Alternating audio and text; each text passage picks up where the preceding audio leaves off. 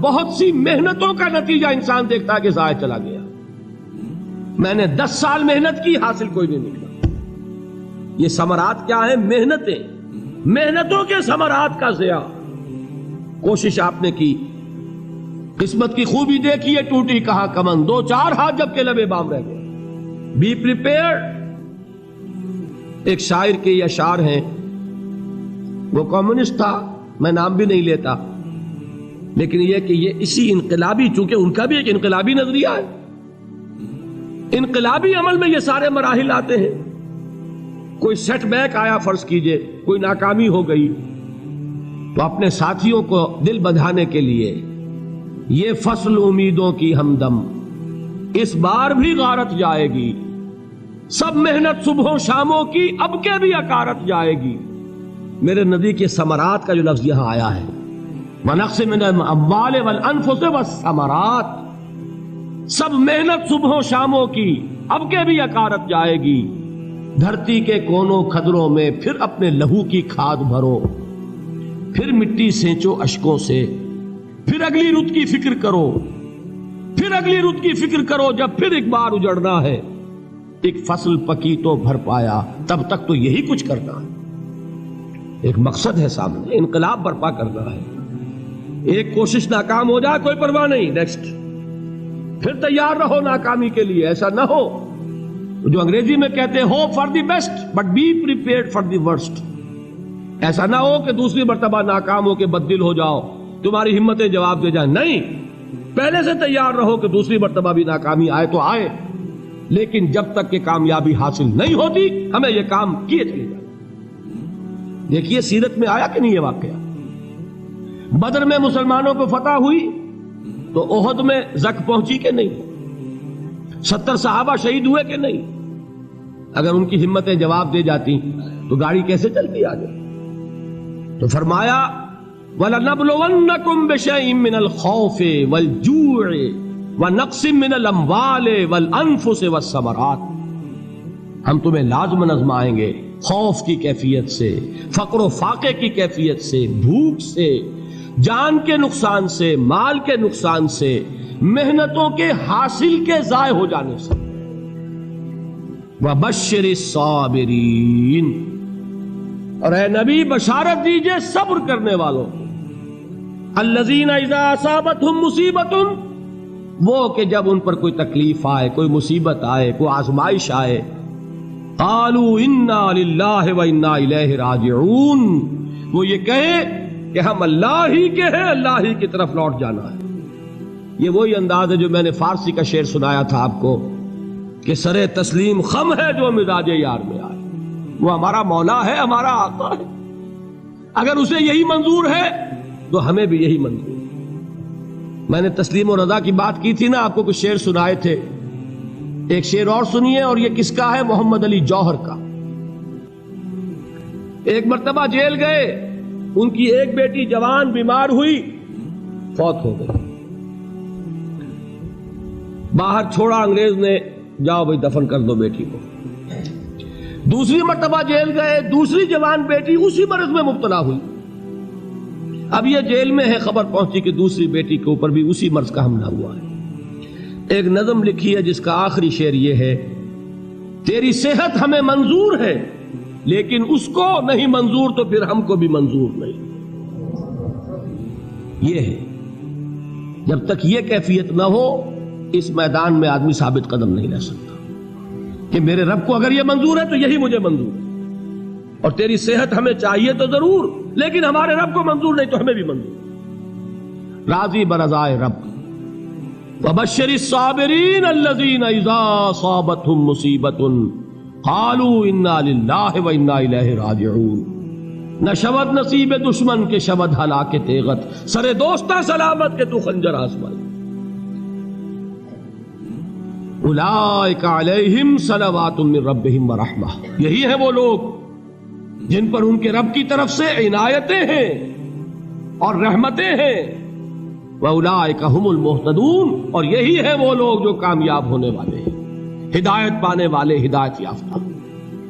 اسی سورہ بقرہ میں ذرا آگے چل کر، یہ تو ہے 20واں رکوع، 19واں رکوع، 21वें रुकू की पहली आयत है, लैसल बिर्रा अन तुवल्लू वजूहकुम क़िबल अल-मशरिक़ वल-मग़रिब वलाकिन्नल बिर्रा मन आमन बिल्लाहि वल यौमिल आख़िर वल मलाइकति वल किताबि वन नबिय्यीन व आतल माल अला हुब्बिही ज़विल क़ुर्बा वल यतामा वल मसाकीन व इब्नस सबील वस्साइलीन व फिर रिक़ाब व अक़ामस सलात व आतज़ ज़काह वल मूफ़ून बिअहदिहिम इज़ा आहदू वस्साबिरीन फिल बासाए वद्दर्राए व हीनल बास। अब ये आयत जो है सूरतुल अस्र में जो मज़ामीन आए थे सारे इसमें मौजूद हैं। वहां ईमान का लफ्ज आया, यहां 5 ईमानियात की तफसील आ गई, अमाल की तफसील आई, और आखिरी बात वहां क्या है, वतवासौ बिस्सब्र, और यहां क्या है, वस्साबिरीन फिल बासाए वद्दर्राए व हीनल बास।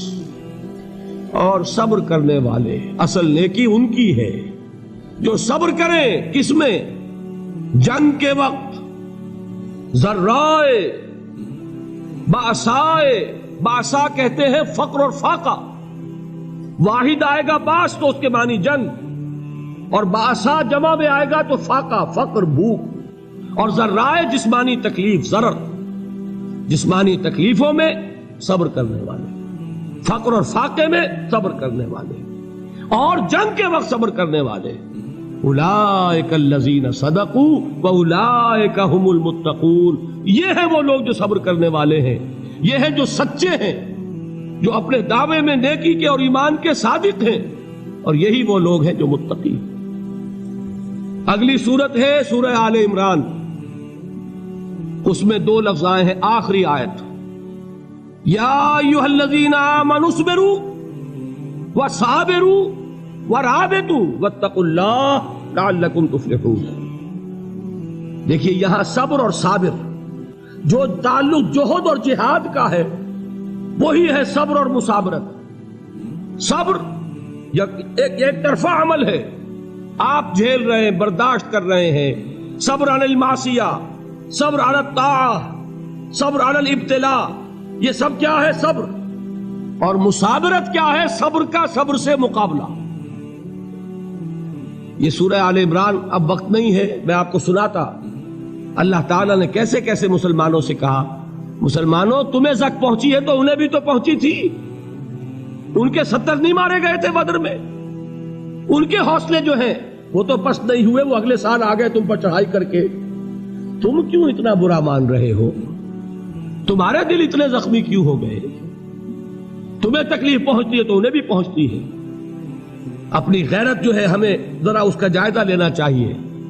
लोग बातिल नजरियात के लिए कितनी कुर्बानियां दे रहे हैं, लोग बातिल चीजों के फरोग के लिए कितनी मेहनतें कर रहे हैं। जैसा कि मैंने अभी कहा था, उसी गैरत को चैलेंज करने के लिए, जरा आपकी हमीयत दीनी को जोश दिलाने के लिए, कादियानी नौजवान कितनी तादाद में अपने आप को दीन के लिए वक्फ करता है, और आप कितने नौजवान हैं जो अपने आप को दीन के लिए वक्फ करते हैं,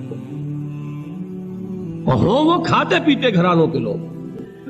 ये नहीं है कि अगर कोई और काम नहीं कर सकता तो फिर यह है कि वो दीन के काम में लग जाए।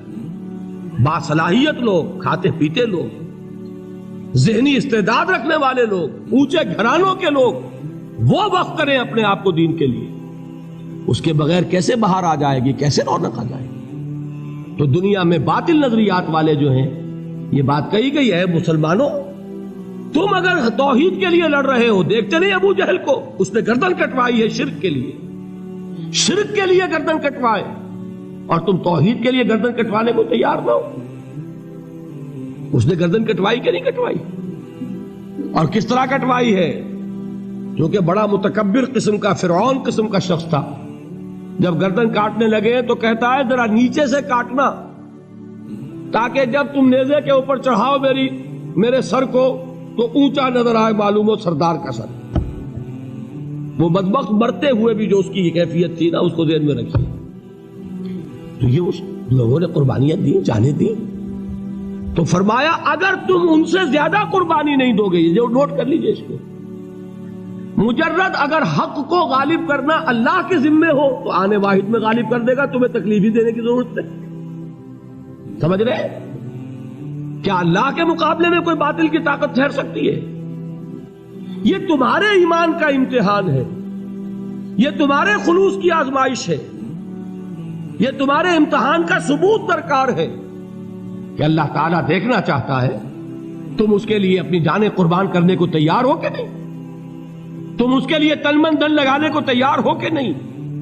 اور یہ جان لو کہ اگر کفار اور مشرکین اور ملحدین اور باطل نظریات والے وہ جو کچھ قربانیاں اپنے باطل نظریات کے لیے دے رہے ہیں ان سے زیادہ اگر تم نہیں دو گے تو حق غالب نہیں ہوگا۔ انہوں نے جو صبر کیا ہے اپنے باطل نظریات پر، اگر تم اس سے زیادہ صبر کا ثبوت نہیں دو گے اپنے اس حق پر تو حق غالب نہیں ہوگا۔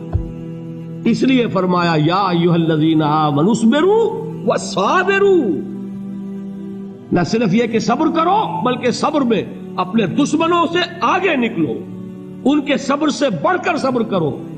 ورابطوا، مرابطہ کہتے ہیں چوکس رہنا، ہوشیار، پہرا دو، ایسا نہ ہو کہ دشمن جو ہے غفلت میں تمہارے اوپر کوئی حملہ جو ہے کر بیٹھے۔